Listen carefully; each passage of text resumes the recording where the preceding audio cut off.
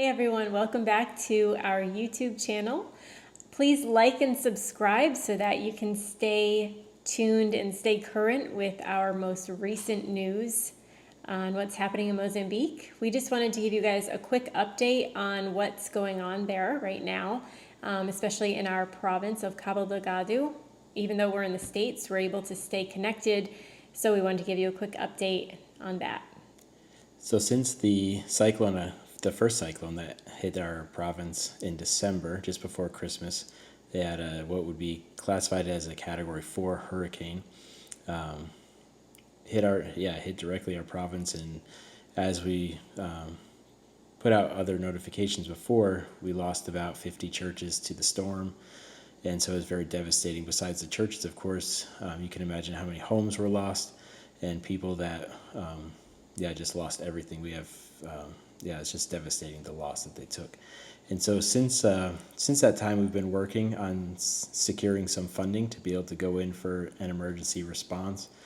And so we were able to get some funds from the Assemblies of God World Missions, from their emergency fund, and also from Convoy of Hope.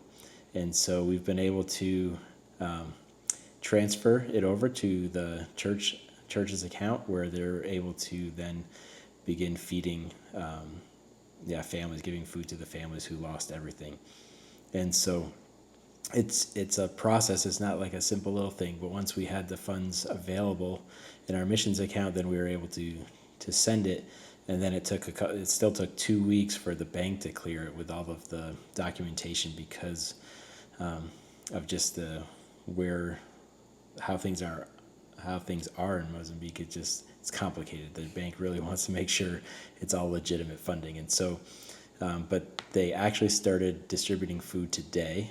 So this is February 19th. And so we're excited to see how the pastor, along with a lot of volunteers from the local churches, are being able to purchase food and then go out into some of the areas that were devastated the most. So they started in the area of Makufi and Marebwe, which is about 30 to 45 minutes outside of Pemba. And so both of those communities lost almost all of the structures. And so just to be able to see the church respond, it's been really great. And to see how they are just so thankful for the help. And so as they sent back some pictures and some videos to us, they wanted us to be able to say thank you to all of you, because though different funds from AGWM and Convoy Hope help with the project, it's only because you guys are helping us to be on the ground, because without your support, without your partnership, we wouldn't have the relationships where we can send the funding in and complete a project such as this. So the church wants to say thank you to all of you, our supporters, our partners, because you play an important role in all of that. And another testimony that came out, I'll let Adrian share that, but it's really exciting just to see how God is moving on the hearts of different people. One of the stories we received was an individual who went and traveled with the lead pastor of the church, who is in charge of the project.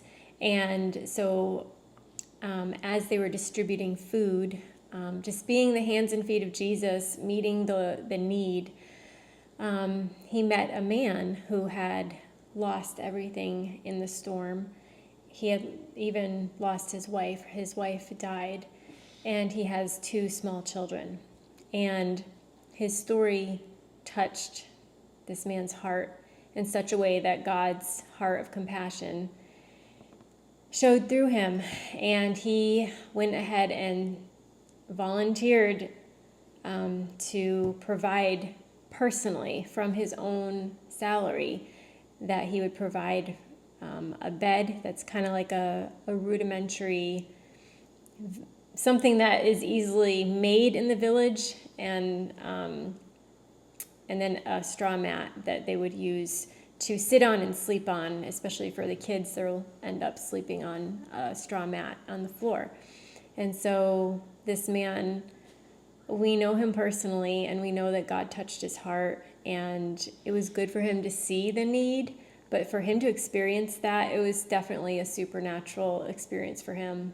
Just the compassion of God flowing through him, and just so encouraging to see local believers giving from their own need. Because this guy's not rich, the guy that volunteered. He would give probably about a quarter of his salary towards this other person, and he has his own family with their own needs. So that really encouraged us. As we are able to provide and give, he was able to rise up and provide and give. So that's just so encouraging. I wanted to encourage your hearts too.